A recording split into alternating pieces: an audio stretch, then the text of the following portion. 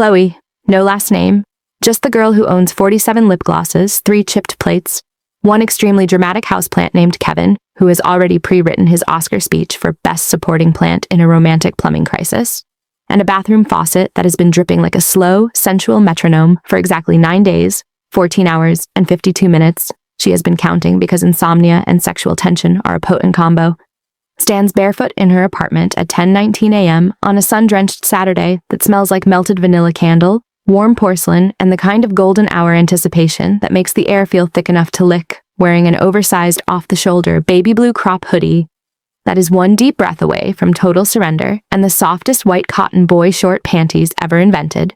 They're basically a rumor with a drawstring and a death wish, hair twisted up in a knot held together by a chewed-up pencil, 3 bobby pins, 1 paperclip, and the sheer force of delusion. When 3 calm, confident knocks land on her door like fate clearing its throat with a wrench in its hand. You guys, I'm Chloe, 22, fairy lights glowing low and conspiratorial like they've been plotting this since Monday. Lo-fi playlist on its 10th hour of the slowest, filthiest beat it owns. Morning sun pouring through every window in thick honey sheets that make the whole apartment look like it's been dipped in caramel. Kevin the plant perched on the bathroom shelf like a tiny green director in a beret. And this is happening right now, 10:19 a.m. on a Saturday that just looked at every plumbing cliche and said, hold my washer, hit subscribe, ring the bell, comment the last time, let me fix your faucet, turned into everything overflowing in the best possible way. Let's go. I'm mid-stare down with the faucet. It's winning. When the knocks come, I open the door, still clutching the dish towel I've been using to muffle the drip, drip, drip like a bad heartbeat.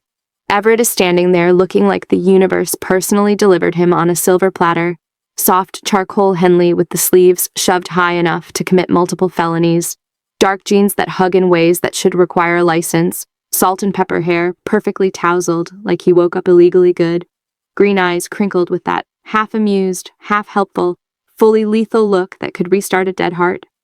He's holding a tiny, adjustable wrench in one hand, a fresh washer in the other, and a half-finished iced coffee like he came prepared for both a repair mission and a date. Whole building can hear your faucet auditioning for a horror movie soundtrack, he says, voice low and lazy and warm enough to fix plumbing by itself. Thought I'd come shut it up before Kevin files a noise complaint. I laugh, too loud, too breathless, already doomed, and swing the door wide.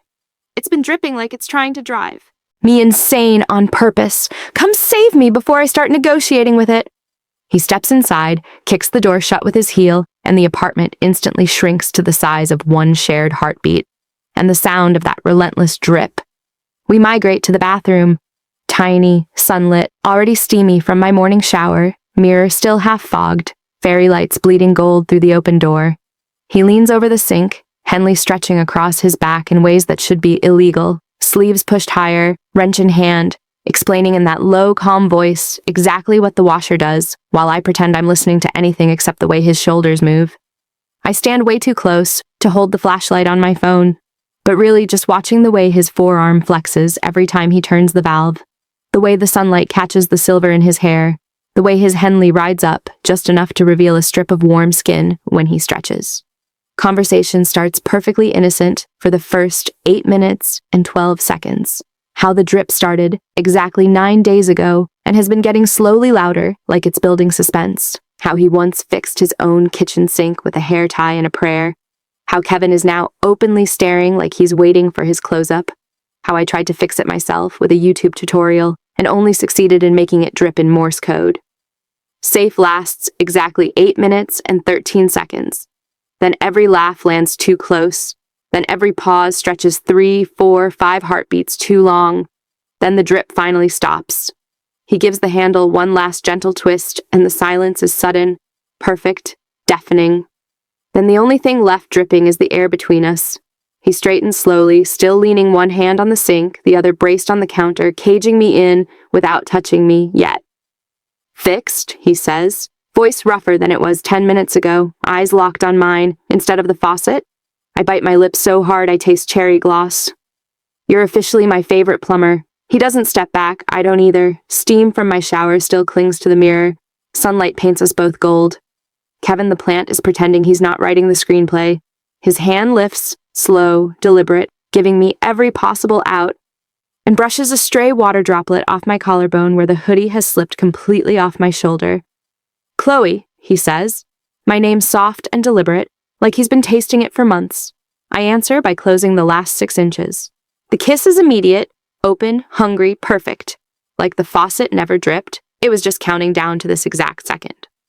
We stay in the bathroom, hoodie disappearing completely, Henley vanishing somewhere between the sink and the tile floor, fairy lights bleeding gold through the open door, Kevin the plant pretending he's not taking mental screenshots for his future memoir.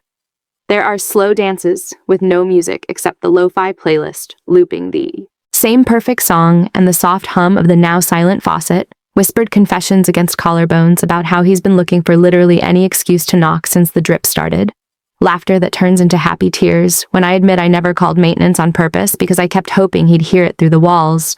Coffee that never gets made because who needs caffeine when you taste like this? Quiet promises pressed against wrists and hip bones and the spot just below my ear that makes my knees forget their job entirely. 47 a.m.